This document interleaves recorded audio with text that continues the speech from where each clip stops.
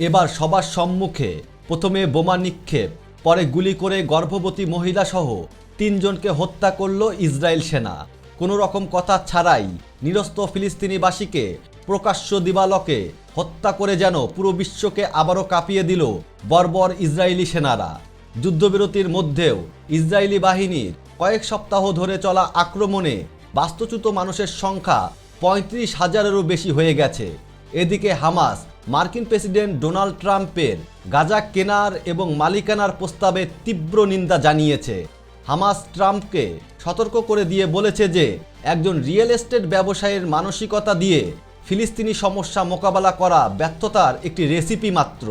অন্যদিকে Netzarim corridor থেকে Israeli সেনাবাহিনী প্রত্যাহারের পর ফিলিস্তিনিরা ছিটমহলের উত্তরে তাদের বাড়ির ধ্বংসাবশেষে ফিরে যাওয়ার সময় গাজা শহরের সুজাইয়ায় ইসরায়েলি বাহিনী আরও একজনকে হত্যা করেছে।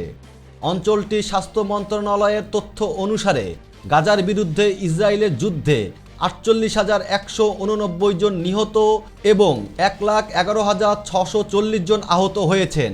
তবে গাজার সরকারি মিডিয়া অফিস মৃতের সংখ্যা আপডেট করে কমপক্ষে 61,709 জন জানিয়েছেন।